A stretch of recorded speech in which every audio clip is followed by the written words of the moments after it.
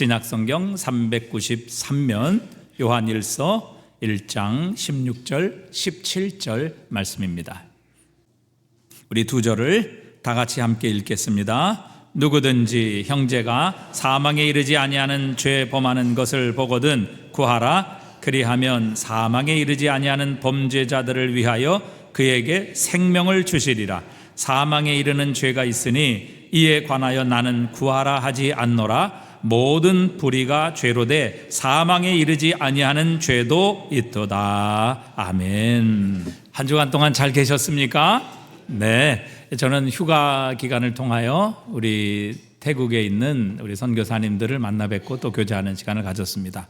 태국의 치앙라이에서 우리 산족을 선교하는 이지연 선교사님이라는 분을 만나서 함께 교제하고 또 후원하고 또 식사도 대접하고 또 함께 사역의 소식을 나눴습니다. 특별히 태국의 산족들은 자녀들을 교육시킬 수 있는 여건이 되지 않습니다. 그래서 돈도 없을 뿐만 아니라 그 산에서 학교를 보낼 수가 없는 것이죠. 그래서 이제 학교를 보내기 위해서 부모가 자녀들을 절에 보냅니다. 그러면 절에서 자녀들을 이제 밥 먹여주고 또 양육하고 또 절의 모든 생활을 그렇게 시키고 또 학교를 보내주고 이래서 학교를 졸업시키는 것이죠. 그러면 이 학교를 졸업하면서 아이들은 거의 스님이 되어 가는 것이죠. 이제 그런 아이들을, 산족 아이들을 데리고 와서 하나님의 말씀으로 양육하고 또 그들을 학교 보내고 또 그들을 신앙으로 잘 양육하는 그런 우리 선교사님 만나 뵙고 또 함께 식사하고 또 사역을 나누고 또 기도를 했습니다. 열심으로 잘 사역하고 계셨고 또 치앙마이에서는 저희들이 후원하고 선교하는 우리 선교사님 우리 수카셈 교회를 방문했고 또 주일날 예배 설교를 했습니다. 수카셈 교회는 저희들이 옛날에 알파 하면서 우리 많은 집사님 권사님들이 함께 방문해서 알파를 했던 곳이기도 합니다. 그래서 그 받았던 사람들이 벌써 지금은 어떤 분은 목사님이 되고 또 어떤 분은 교육자가 되어서 이제 각 곳에 흩어져서 교회를 세우고 또 전도하고 또 복음을 전하는 그런 귀한 일꾼들로 세워지는 소식을 듣게 되었습니다.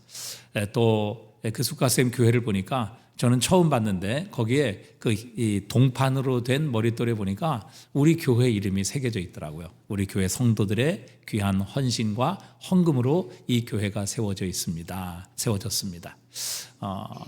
물론 우리 교회 혼자만 세운 게 아니고 우리는 이제 협력을 했는데 거기에 그런 귀한 현판이 세워져 있는 것을 보고 참 많은 것을 느꼈습니다. 우리의 헌신, 하나님을 향한 우리의 수고가 결코 하나도 헛되거나 사라지거나 없어지는 것이 아니라 하나님의 생명책에 반드시 기록되겠구나. 정말 주님을 위해 헌신하는 것에는 결코 헛된 것이 없다는 것을 다시 한번 발견하게 되었습니다. 기도해 주시고 또 그동안 후원해 주신 모든 분들께 진심으로 감사를 드리고 또 선교지에서 좋은 소식들을 또 여러분에게 전달해 드립니다. 자, 오늘 우리 본문의 말씀을 통해서 하나님께서 우리에게 주시는 놀라운 은혜, 이 축복을 우리가 어떻게 누리며 또 여기서 우리가 그것을 활용하고 사용할 것인가 하는 것을 함께 나누려고 합니다. 하나님께서는 그리스도인을 공동체로 부르셨습니다. 물론 우리는 예수님을 개인적으로 믿고 또 그분을 인격적으로 개인적으로 영접함으로 그리스도인이 되고 구원을 받지만 구원을 받은 후에는 하나님께서 공동체 안으로 또한 우리를 부르십니다. 그리고 하나님께서 우리를 이 공동체 안으로 부르셨다는 사실은 놀라운 특권과 축복이 이 공동체 안에 담겨져 있다는 것을 우리는 알아야 합니다. 이것을 우리가 제대로 알지 못하면 이 축복을 그냥 사장시켜버리거나 아니면 전혀 누리거나 활용하지 못하고 살아간다는 것이죠. 여러분, 스마트폰에는 얼마나 다양한 기능들이 많이 있는지 알 수 없습니다. 사진을 찍고 또 그것을 저장하고 전송하기도 하고 또 그것으로 은행 이체를 하고 결제를 하며 요즘은 지갑 없어도 카드 없어도 얼마든지 스마트폰 하나로 모든 경제 활동을 할 수 있도록 되어 있습니다. 또 사람을 찾습니다. 오래된 첫사랑, 애인 이런 사람도 이 스마트폰으로 다 찾을 수 있습니다. 찾지 마시기 바랍니다. 그런데 또 스마트폰으로 영화도 봅니다. 또 미국이나 외국에서 실시간으로 함께 무료로 통화를 할 수 있는 이런 많은 이 기능들이 스마트폰 안에 들어있다는 것이죠. 그래서 제가 지난 주일 예배도 그쪽 주일 예배를 이제 말씀을 전해야 되기 때문에 다는 제가 시청하지 못했습니다만은 시차가 한 2시간 정도 나거든요. 그래서 처음 이제 시작할 때에 우리 교회에서 예배드리는 그 실황도 제가 그곳에서 실시간으로 시청을 하기도 했습니다. 얼마나 많은 기능들, 편리한 기능들, 이것 하나로 얼마나 많은 일을 하는지 알 수 없습니다. 그런데 대부분 어르신들을 보면 전혀 그런 것들을 사용하시지 않아요. 어르신들은 그저 전화 받고 또 전화 거는 거, 이거로 그냥 스마트폰을 다 사용하시는 것을 보게 됩니다. 그런데 왜 그런 분들은 또 그렇게 비싼 스마트폰을 다 쓰시는지, 그래서 젊은이들이 보면 잘 이해가 안 가는 거죠. 아니, 저렇게 기능도 많고 좋은 스마트폰을 쓰시면서 왜 전화를 걸고 받는 저것만 활용하실까 안타까운 것입니다. 마찬가지지요. 여러분, 주님이 우리를 이 공동체 안으로 부르셨을 때는 놀라운 특권과 혜택과 하나님께서 주시는 많은 은혜들이 이 공동체 안에 담겨 있습니다. 그런데 우리가 그것을 제대로 알지 못하고 발견하지 못하고 활용하지 못해서 그것을 사용하지 못하고 그것을 누리지 못하며 그 혜택을 받지 못하고 정말 우리가 정말 전화 걸고 받는 것으로 우리의 모든 하나님께서 주신 축복을 끝내버리는 경우들이 굉장히 많이 있다는 사실입니다. 오늘 우리는 과연 하나님께서 우리에게 주신 이 공동체의 축복을 어떻게 누릴 것인가 하는 것을 좀 살펴보려고 합니다. 여러분, 우리가 그리스도 예수를 믿을 때 우리는 하나님과의 관계가 바뀌어지고 변화되죠. 이제는 우리는 더 이상 하나님의 진노와 심판의 대상이 아니라 하나님의 사랑과 축복의 대상으로 하나님과의 관계가 바뀌어집니다. 예수 그리스도를 통해서만 우리는 이 축복을 누리게 되는 것이죠. 그러나 여러분, 예수를 믿으면 하나님과의 관계만 바뀌는 것이 아닙니다. 예수를 믿으면 우리 형제들과의 관계도 바뀐다는 사실입니다. 그래서 요한일서 4장 20절에 보니까 이렇게 말씀하십니다. 함께 읽어볼까요? 누구든지 하나님을 사랑하노라 하고 그 형제를 미워하면 이는 거짓말하는 자니 보는 바 그 형제를 사랑하지 아니하는 자는 보지 못하는 바 하나님을 사랑할 수 없느니라. 우리가 하나님과의 관계가 예수 그리스도를 통해서 바뀌게 되고 변화가 되면 우리 형제들과의 관계, 지체들과의 관계도 변화되고 바뀔 수밖에 없다는 것입니다. 하나님과의 관계가 새롭게 되고 하나님과의 사랑의 관계가 회복되는데 형제는 미워한다, 형제는 사랑하지 않는다, 그것은 하나님 사랑하는다는 그 말이 거짓말이다. 그거는 있을 수 없다. 그런 일은 없다. 이렇게 하나님은 단정하여 우리에게 말씀하고 계시는 겁니다. 자, 그렇다면 오늘 하나님께서 우리에게 주신 이 공동체를 우리가 어떻게 활용하며 어떻게 우리가 이 축복을 누릴 수 있겠느냐 하는 것입니다. 자, 오늘 보면 16절은 이렇게 말씀하십니다. 누구든지 형제가 사망에 이르지 아니하는 죄 범하는 것을 보거든 구하라. 그리하면 사망에 이르지 아니하는 범죄자들을 위하여 그에게 생명을 주시리라. 이렇게 말씀하고 계십니다. 자, 먼저 주님께서 우리에게 이 놀라운 축복과 공동체의 혜택을 누리기 위해 우리가 가지고 있어야 될, 알아야 될, 분명하게 인식해야 될 전제가 있다는 것을 우리에게 가르쳐 주십니다. 오늘 본문에 보니까 누구든지 형제가 사망에 이르지 아니하는 죄 범하는 것을 보거든 그랬습니다. 우리와 다른 사람과의 지체들과의 관계가 어떤 관계인지를 정의하고 계십니다. 그러니까 우리와 다른 사람의 관계는 바로 형제다 혹은 자매다. 너희는 형제요 자매라는 사실을 잊지 말아야 한다. 이렇게 지금 사도 요한은 우리에게 권면하고 계시는 겁니다. 그러니까 우리 이방인이 아니라는 것이죠. 원수가 아니라는 것입니다. 우리는 모두 지금 이곳에 앉아 계신 모두는 서로가 형제이며 자매다. 이 사실을 잊지 말고 이 사실이 바로 우리 모든 관계의 전제임을 기억하라. 이렇게 말씀하십니다. 사실 여러분, 우리가 형제 자매라는 사실은 우리가 교회를 출석하면서부터 누차 들었던 이야기입니다. 여러분, 모르는 사람이 어디 있겠습니까? 듣지 못했던 사람이 어디 있겠습니까? 우리는 형제입니다. 우리는 자매입니다. 그런데 우리가 잘못 생각하고 있는 게 있어요. 그게 뭐냐면 우리는 친한 사람, 가까운 사람, 마음이 통하는 사람, 이런 사람들은 형제여 자매로 그렇게 생각을 하고 그렇게 대합니다. 그런데 같은 교회에서 신앙생활을 하지만 여러분, 나와 생각이 다른 사람, 또 마음에 들지 않는 사람, 또 정말 내가 미워하는 이런 사람은 전혀 형제나 자매라고 그렇게 여기지 않는다는 것이죠. 이방인처럼 여기는 겁니다. 심지어는 내가 싸우고 대적해야 될 원수처럼 생각하고 있는 것이죠. 여러분, 정말 이게 중요한 겁니다. 내가 예수 그리스도를 믿음으로 말미암아 하나님의 생명이 내 안에 있다면, 여러분, 내가 상대하는 상대방도 예수 그리스도를 믿음으로 말미암아 구원을 받았다면 그 안에도 하나님의 생명이 있는 것입니다. 우리가 함께 하나님의 생명을 받았다면 우리는 분명 형제요 자매임에 틀림이 없는 것입니다. 여러분, 우리는 어떤 교리를 공유하기 위해 모인 것이 아니고 특정한 목적을 달성하기 위해 이곳에 있는 것 아닙니다. 물론 우리는 진리에 근거한 교리에 분명히 우리는 진리를 가지고 있어야 되고 하나님께서 우리를 향해 가지고 계신 분명한 목적도 있습니다. 그러나 그리스도인에게는 이 모든 것보다 더 근본적인 관계가 있다는 사실입니다. 바로 성경은 우리 서로의 관계를 가리켜서 형제, 자매라 이렇게 분명히 말씀하고 계시다는 것입니다. 여러분, 우리는 한 아버지를 섬기고 있습니다. 우리 아버지는 하나님이시죠. 저도 하나님 아버지를 섬기고 있고 여러분들도 하나님 아버지를 섬기고 있고 또 옆에 계신 분도 하나님을 아버지로 섬기고 있습니다. 그렇다면 우리 모두는 한 아버지를 둔 자녀들, 즉 형제요 자매라는 것을 분명히 말씀하고 계십니다. 그렇기 때문에 여러분, 우리가 형제 자매라는 사실은 우리가 영적인 가족이라는 것을 의미합니다. 여러분, 때로는 심한 범죄자들도 보면요, 자기의 가족들에게는 아주 끔찍하게 정말 잘하고 희생적으로 돌보는 이런 사람들을 우리가 발견할 수 있습니다.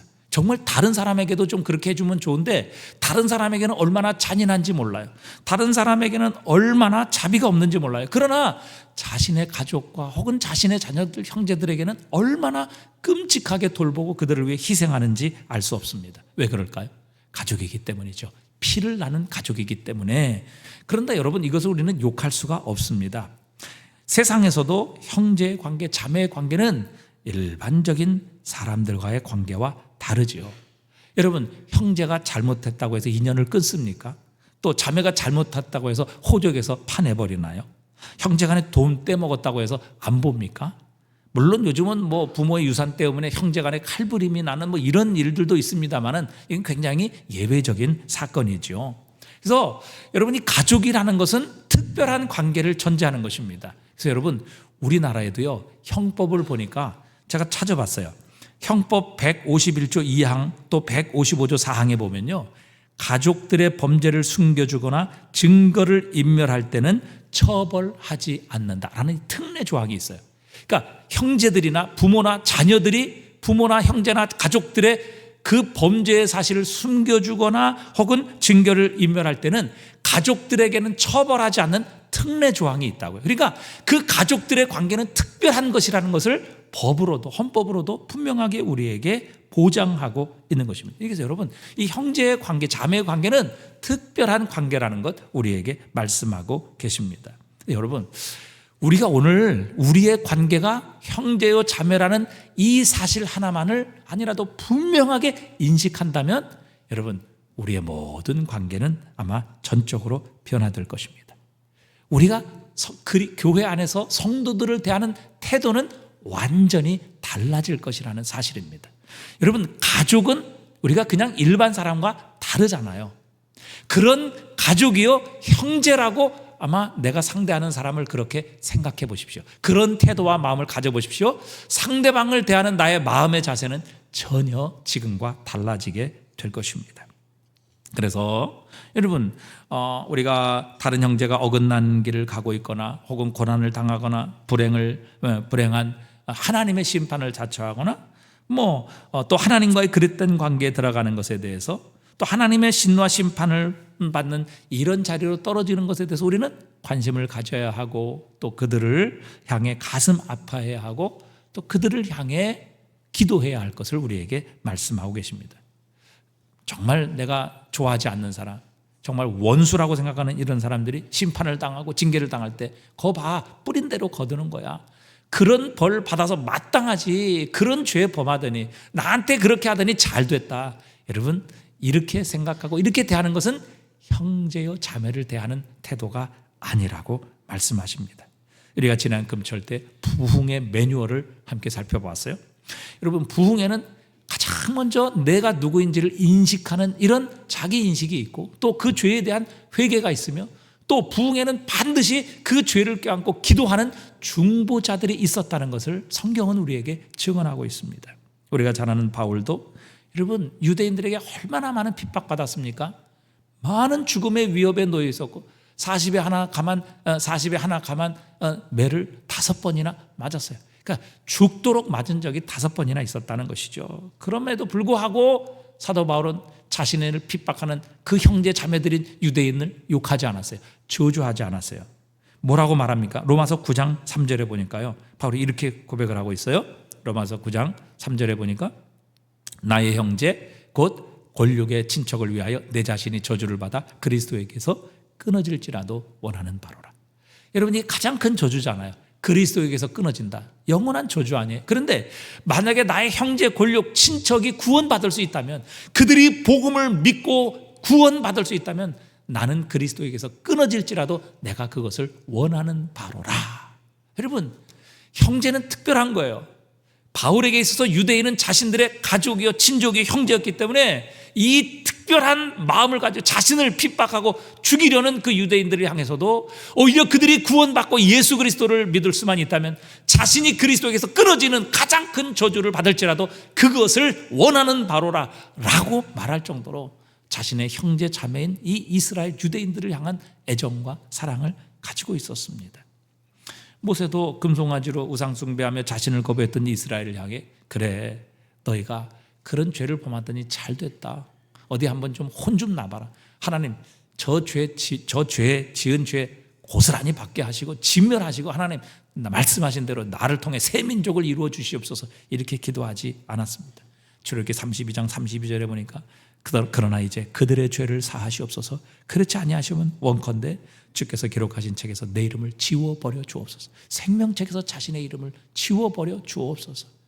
그러니까 여러분, 이렇게 하나님의 놀라운 부흥의 역사에는 그들의 죄를 우리의 죄, 나의 죄로 껴안고 하나님 앞에 중보기도하며 하나님 앞에 무릎을 꿇었던 하나님의 사람들이 있었다는 것, 그리고 그들을 통해 하나님은 놀라운 부흥의 역사를 이루셨다는 것을 성경은 우리에게 증명하고 있는 것입니다. 여러분, 빌립보서 2장 4절에 보면 주님께서 이렇게 말씀하셨어요. 자, 한번 같이 읽어볼까요?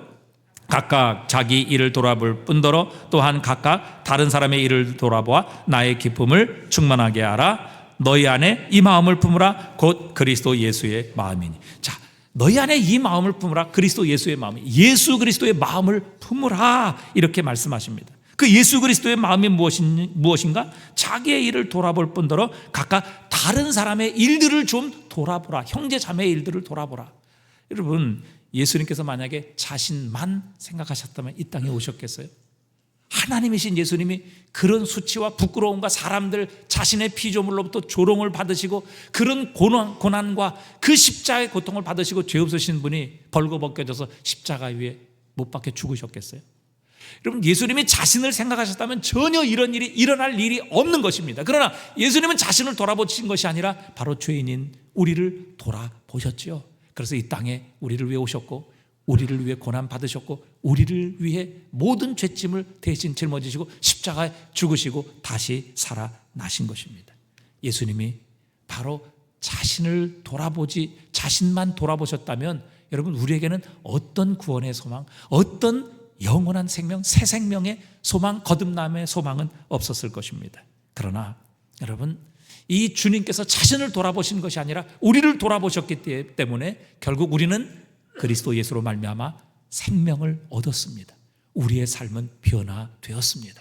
하나님과 새로운 관계가 시작된 것입니다. 하나님을 아버지로 부를 수 있게 하시고 그 하나님의 모든 영광과 생명과 축복을 누리게 하시는 이 축복의 통로가 우리에게 열려지게 하신 것입니다. 그러니까 여러분, 우리가 이렇게 형제 자매이기 때문에 다른 사람을 대하는 우리의 태도가 달라지게 된다는 것이죠. 그러니까 형제 자매라는 것을 우리가 인식하게 되면 다른 사람을 대하는 태도가 달라질 것입니다. 왜 교회 안에서도 여러분 다툽니까? 싸움이 일어납니까? 왜 용서하지 못합니까? 왜 잘못을 덮어주지 못합니까? 왜 상대방을 비난하고 비판합니까? 그 이유는요, 남이라고 생각하기 때문에 그러는 겁니다. 이방인처럼 여기기 때문에 그런 말과 행동을 하는 것입니다. 나와 아무 관계가 없고 나와 상관이 없는 존재라 이렇게 생각하고, 심지어는 내 원수라 이렇게 생각하기 때문에 여러분, 교회 안에서도 이런 분쟁이 일어나고 다툼이 일어나고 싸움이 일어나고 성도들 간에 갈등이 일어나게 되는 것이죠. 여러분, 우리는 형제요 자매라는 사실을 수없이 들었습니다. 이거 모르는 사람 없습니다. 그러나 과연 우리는 이것을 순종하고 있느냐 하는 것이죠. 이것을 우리의 삶에 적용하고 있느냐 하는 것입니다. 우리의 형제 자매를 만날 때 비록 내가 마음에 들지 않고 또 내가 좋아하지 않는 사람을 만날 때에도 이 사람이 그리스도 예수 안에서 같은 형제 자매이며 하나님을 우리 아버지로 함께 모시고 있는 바로 형제 자매라는 사실을 우리가 과연 우리의 삶에 인식하고 적용하고 있느냐 하는 것입니다. 여러분, 이것을 우리가 적용하지 않으니까 여러분, 우리가 영적 가족이라고 하면서도 교회 안에서도 세상과 전혀 다른 게 없습니다. 세상과 똑같이 갈등이 있습니다. 싸웁니다. 다툽니다. 서로를 향해 비난합니다. 원수처럼 여깁니다. 그래서 세상을 믿지 않은 사람들이 교회 와서 교회를 보고, 아, 여기 뭐 세상과 별로 다를 게 없네, 낙심하고 실망하고 다시 돌아가게 되는 것이죠. 여러분, 우리가 형제 자매라는 사실, 이 한 가지 사실만 분명하게 우리가 인식하고 이것을 우리의 삶에 적용한다면 우리 모든 형제 자매, 우리 모든 지체의 관계는 달라지게 될 것입니다.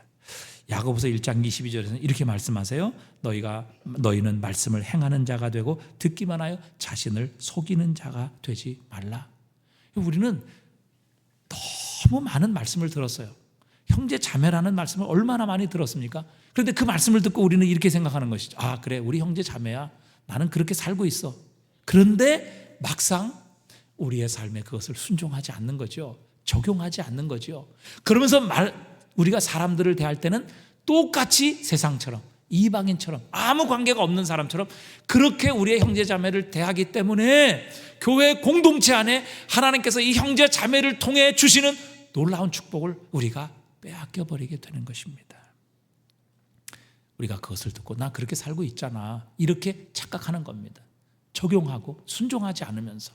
그러나 여러분, 우리가 형제요, 우리는 그리스도 안에 영적 가족이라는 사실을 분명히 인식하고 그것을 우리의 삶에 적용하면 여러분, 우리가 만나는 우리 모든 공동체의 관계는 바뀌게 될 것입니다. 달라지게 될 것이라는 사실이죠. 자, 그러면 오늘 그런 형제를 향해 사망에 이르지 아니하는 죄를 범하는 것을 보거든 구하라. 이 구하라는 말은 뭐 구원하라, 세이브하라는 말이 아니고 기도하라라는 말입니다. 그런데 이 구하다라는 이 헬러 단어는 매우 강한 의미를 지니고 있습니다.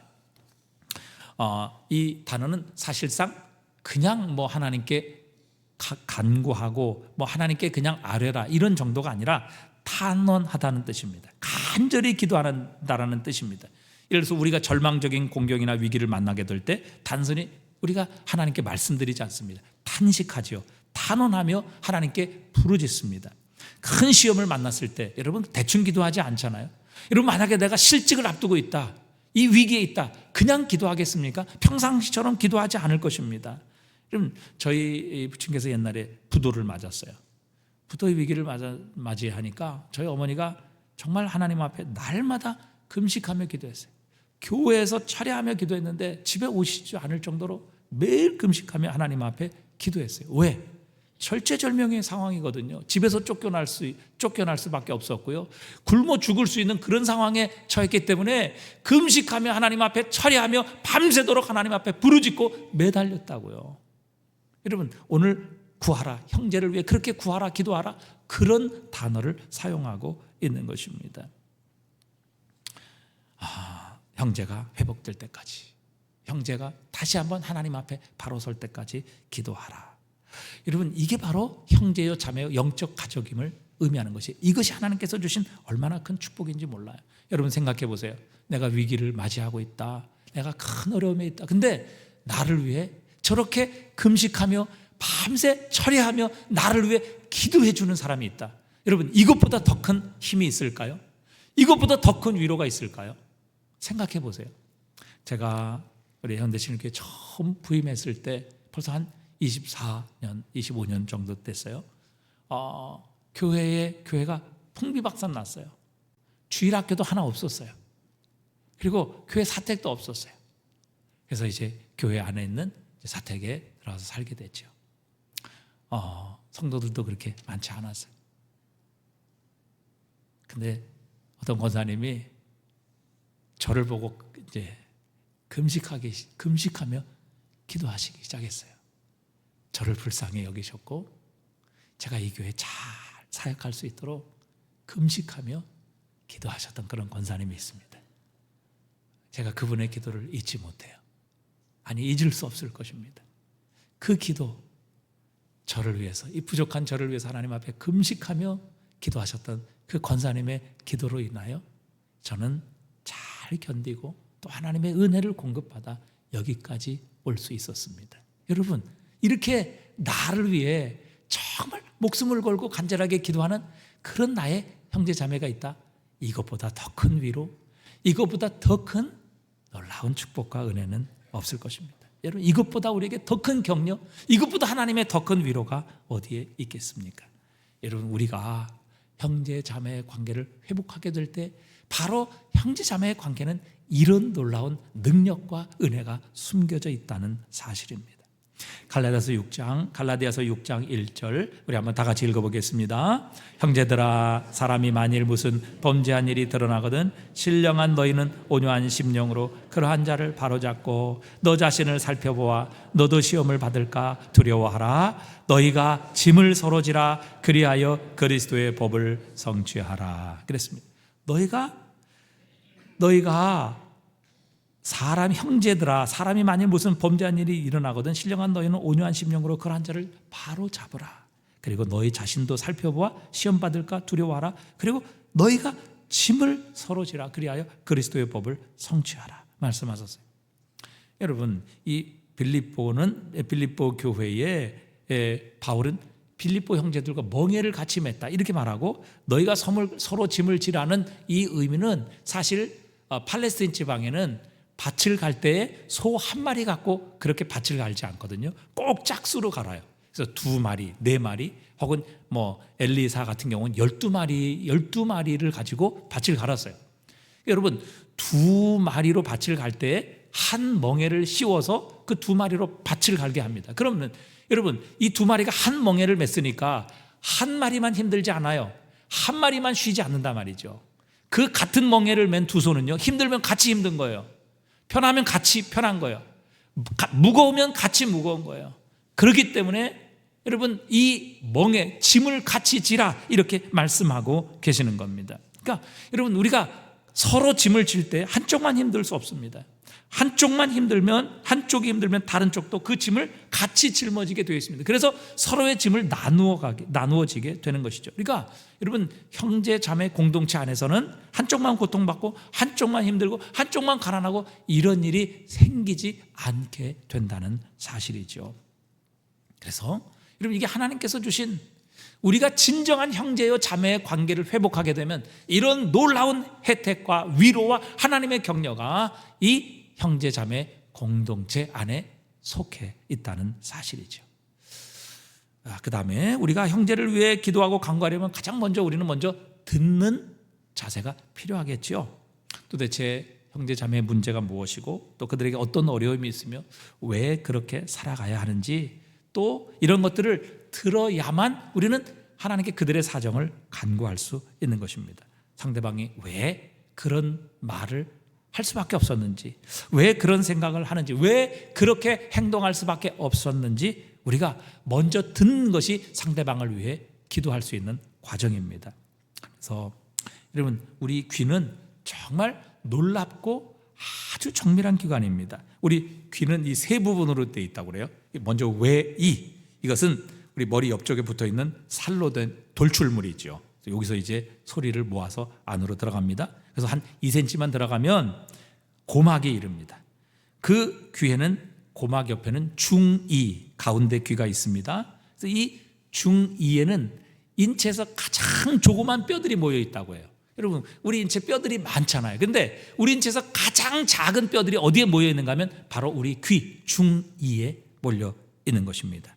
근데 이 중이에서 우리의 소리, 들어간 소리를 24배로 확대시켜서 이것을 뇌이로 전달을 한다고 그래요. 뇌이에 가면 달팽이관이 있고 그 달팽이관은 뇌로 전달하는 각각 회로가 있는데 달팽이관에서 뇌로 전달하는 회로가 약 3만 개 정도 세포로 연결되어 있다고 그래요.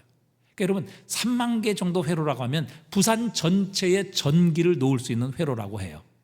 그만큼 엄청난 회로가 이 뇌이에서 뇌로 이렇게 전달하도록 그렇게 모든 것들이 만들어졌어요.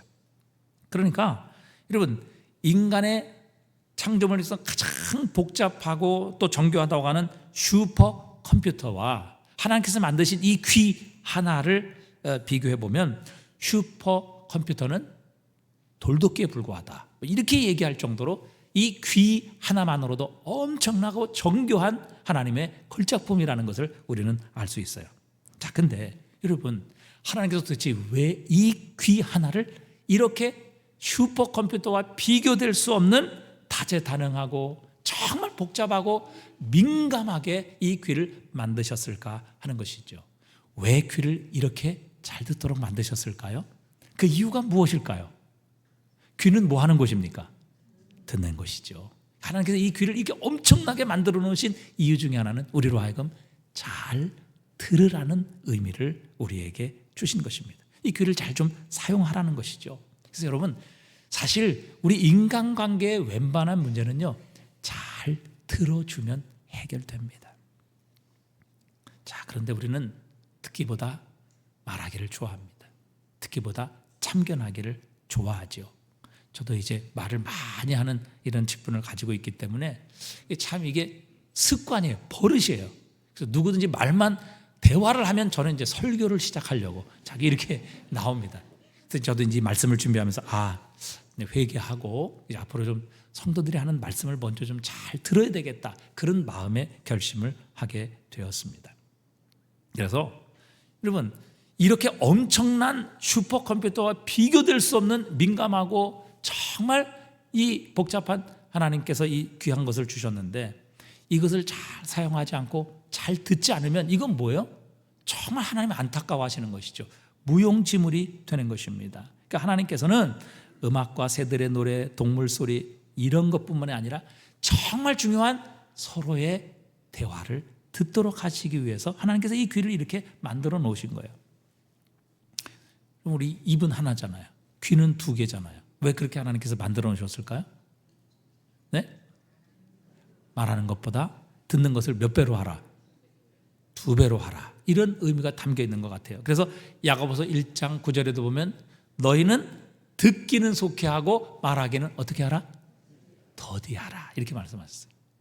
그러니까 여러분 말하고 싶을 때 좀 참으시고 먼저 들으세요. 그러면 관계가 회복됩니다. 사실 형제 관계뿐만 아니라 모든 관계는 다 의사소통을 통해 좌우되는 것이죠. 여러분 우리가 하나님의 음성을 들으면 우리는 삽니다. 하나님 말씀하시는 하나님이세요. 그러니까 우리가 예를 들어서 엘리 제사장 같은 경우는 하나님께서 말씀하셨는데도 듣지 못했어요. 그런데 누구는 들었어요? 사무엘은 들었잖아요. 주여 내가 여기 있사오니 말씀하옵소서. 주의 종이 뭐 하겠나이다? 듣겠나이다. 하나님의 말씀을 들었다고요. 하나님은 말씀하시는 하나님이세요. 오늘도 말씀하시는 하나님이시라고요.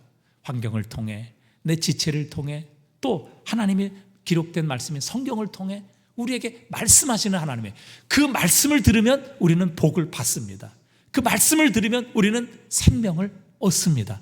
그 말씀을 들으면 우리는 회복됩니다. 말씀을 들으면 우리는 능력을 받습니다. 이 듣는 것을 통해서 모든 것이 결정되는 거예요.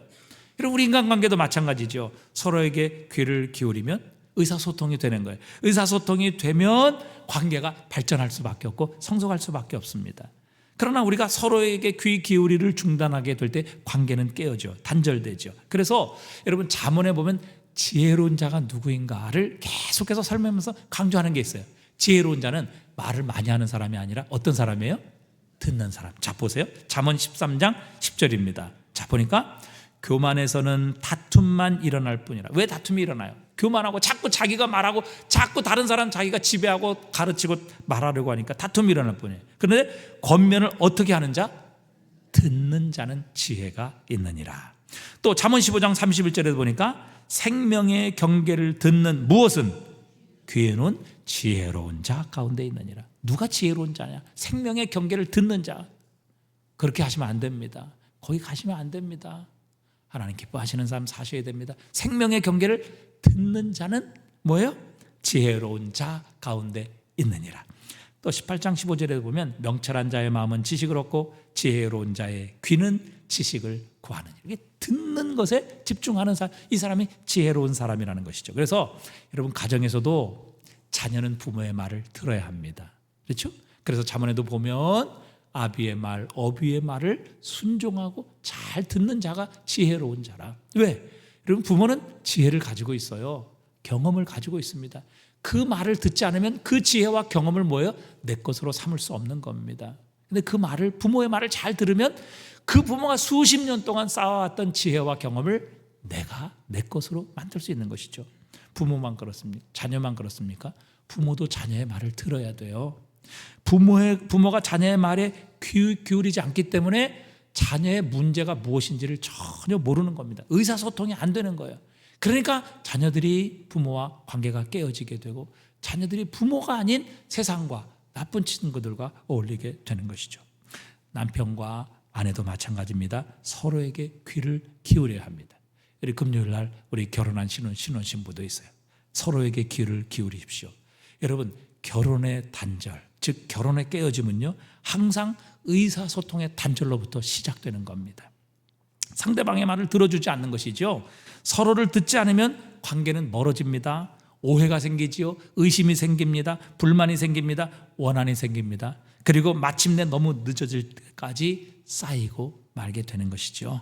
그렇기 때문에 여러분 우리는 형제의 사정을 먼저 들을 때에 그들을 위해 더욱 간절히 기도할 수 있다는 사실입니다.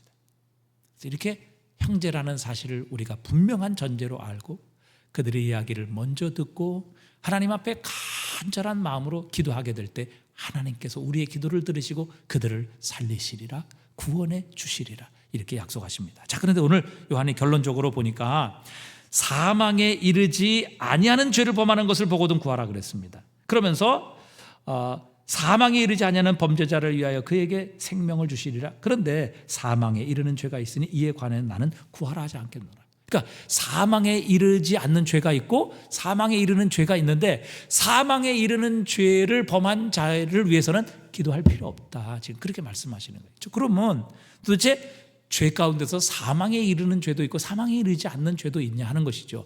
무엇이 사망에 이르지 않는 죄고 무엇이 사망에 이르는 죄냐 하는 것입니다.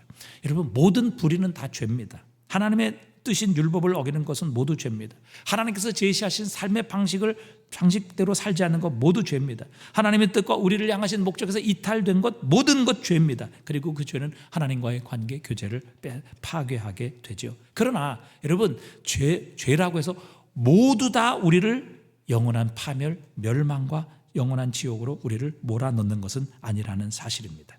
여러분 우리가 죄를 짓지만 용서받을 수 있다는 사실이죠. 그래서 요한일서 1장 9절에도 만일 우리가 우리의 죄를 자백하면 그는 미쁘시고 의로사 우리의 죄를 사하시고 우리를 모든 불의에서 깨끗하게 하실 것이라. 우리가 죄를 짓고 그 죄를 깨달으며 하나님 앞에 나와 회개하고 고백하게 되면 주님은 우리의 죄를 용서하시고 깨끗하게 하시겠다. 심지어는 기억도 하지 아니하시겠다. 이렇게 약속하셨어요. 자, 그럼 오늘 본문에서 말씀하시는 사망에 이르는 죄란 도대체 무엇이냐는 것이죠. 자, 한마디로 결론적으로 딱 요약해서 말씀드리면 이 사망에 이르는 죄라는 것, 즉 용서받지 못하는 죄라는 것은 바로 적 그리스도와 그의 교훈을 따르는 자들입니다. 우리가 이미 요한일서 4장 1절에서 이렇게 말씀하시는 것을 나눴습니다. 함께 읽어봅니다. 사랑하는 자들아 영을 다 믿지 말고 오직 영들이 하나님께 속하였나 분별하라. 많은 거짓 선지자가 세상에 나왔음이라. 이로써 너희가 하나님의 영을 알지니 곧 예수 그리스도께서 육체로 오신 것을 시인하는 영마다 하나님께 속한 것이요 예수를 시인하지 아니하는 영마다 하나님께 속한 것이 아니니 이것이 곧 적 그리스도의 영이니라. 오리라 한 말을 너희가 들었거니와 지금 벌써 세상에 있느니라.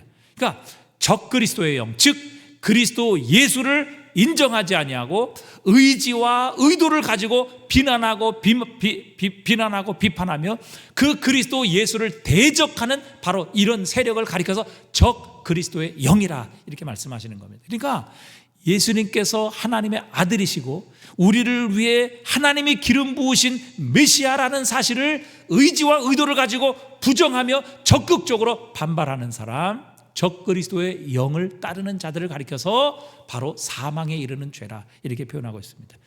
마태복음에서 이것을 예수님께서는 이렇게 말씀하셨어요. 마태복음 12장 31절 함께 읽어봅니다. 그러므로 내가 너에게 이르노니 사람에 대한 모든 죄와 모독은 사하심을 얻되 성령을 모독하는 것은 사하심을 얻지 못하겠고, 또 누구든지 말로 인자를 거역하면 사하심을 얻되 누구든지 말로 성령을 거역하면 이 세상과 오는 세상에서도 사하심을 얻지 못하리라. 성령을 모독하는 죄 뭐예요? 성령께서 하시는 일이 뭐예요? 성령님은 우리에게 예수님을 소개하십니다. 예수님을 가르치십니다. 예수님을 향해 마음의 문을 열게 하십니다. 예수님을 구주로 영접하게 하십니다. 그분을 믿음으로 거듭나게 하시는 분이 성령 하나님이세요. 그런데 그 성령 하나님의 사역을 모독하고 의지를 가지고 거부하게 될 때 그것은 결코 사함을 받지 못할 것이다. 우리가 주님 말씀, 주님의 뜻 순종하지 못할 수 있습니다. 우리는 죄인입니다. 하나님께 범죄할 수 있습니다. 그러나 그것이 사망에 이르는 죄가 아니라 그것은 하나님 앞에 고백하고 내 연약함과 허물로 말미암아 범한 죄이기 때문에 하나님께 회개하고 기도할 때 주님께서 우리의 죄를 용서하시고 우리의 모든 죄를 깨끗게 하시겠다 약속하셨어요. 그러나 여러분, 예수께서 그리스도이심을, 그분이 하나님의 아들이심을, 우리를 위해 이 땅에 보내신 하나님의 구주이심을 의지와 의도를 가지고 악한 마음으로 거부하고 거절하게 될 때 그것은 용서받지 못하는 것이다. 자, 왜 그렇습니까? 자, 우리가 요한일서 5장 10절을 한번 보십시오. 얼마 전에 우리가 함께 읽었죠? 5장 10절을 보면 이렇게 말씀하고 있습니다. 하나님의 아들을 믿는 자는 자기 안에 증거가 있고 하나님을 믿지 아니하는 자는 하나님을 뭐 하는 자로 만들어요? 거짓말하는 자로 만드나니 이는 하나님께서 그 아들에 대하여 증언하신 증거를 믿지 아니하였습니다. 자, 하나님께서 예수님을 하나님의 아들로 증언하고 계시다고요. 여러 과정을 통해서 하나님께서 그분의 성령을 부어주심으로 또 그분의 사역을 통해서 그분이 하나님의 아들이시고 우리를 구원하시기 위한 메시아이심을 하나님께서 친히 증거해 주셨어요. 그런데 하나님의 구주이신 예수 그리스도, 하나님이 증거하신 예수 그리스도를 내가 믿지 않는다는 건 뭐예요? 하나님을 거짓말하는 자로 만드는 거라고요. 하나님 그 말 틀렸습니다. 그분이 구주가 아닙니다. 그분 믿어서 구원받을 수 없습니다. 이렇게 하나님을 거짓말하는 자로 만들기 때문에 그리스도 예수를 영접하지 않고 그 의도를 가지고 의지를 가지고 그렇게 완강하게 거부하는 자들, 여러분 바리새인들, 유대인들, 서기관을 보십시오. 얼마나 주님께서 그들에게 많은 표적, 그분이 하나님께로부터 오셨고 이 땅에 하나님의 아들로 오셨으며 구약의 모든 예언을 성취하신 하나님의 아들이심을 표적과 증거를 통해서 보내주셨어요. 귀신을 쫓아내심으로 예수님께서 이 땅에 사탄의, 귀신의 왕 사탄을 쫓아내신 이 땅에 하나님 나라의 왕이심을 보여주셨음에도 불구하고 그들은 의도와 악한 마음을 가지고 예수님을 사탄이다, 바알세불 귀신의 왕이다, 이렇게 예수님을 부정했어요. 하나님의 증거를 부정했고 하나님을 거짓말하는 자로 만들었기 때문에 이런 자에게는 더 이상 구원의 다른 방법이 없게 되는 것입니다. 그래서 그것을 사망에 이르는 죄라, 이런 죄를 범한 자를 위해서는 기도할 필요 없다. 왜? 구원받을 수 없으니까 그렇게 말씀하고 계시는 것입니다. 자, 오늘 마지막 결론을 맺습니다. 여러분, 우리가 형제요 자매라는 이 사실 하나만을 분명하게 기억하고 우리의 삶에 오늘 적용한다면 여러분, 이 공동체는 달라지게 될 것입니다. 우리는 여기에서 천국, 하나님의 나라를 경험하게 될 것입니다. 가장 큰 하나님의 위로와 힘과 능력을 공급받는 그런 공동체를 경험하게 될 것입니다. 여러분, 우리 교회 내 한 사람이 바로 우리가 대하는 모든 교회 안에 있는 성도들을 나의 형제요 자매라고 분명하게 인식하고 그것을 우리의 모든 인간관계에 적용하는 역사가 우리 교회에 일어나게 된다면 바로 우리는 여기에서 하나님의 나라 천국을 경험하고 연습하게 되는 이 놀라운 축복과 혜택, 하나님의 은혜를 누리며 살게 하실 것입니다. 저와 여러분은 형제입니다. 자매입니다. 이 사실 잊지 말고 이것을 우리의 삶에 적용하며 사셔서 하나님께서 이 공동체를 통해 주신 가장 큰 축복과 은혜와 위로와 격려와 힘을 누리며 체험하며 공급받으시는 저와 여러분 되시기를 주님의 이름으로 축복합니다.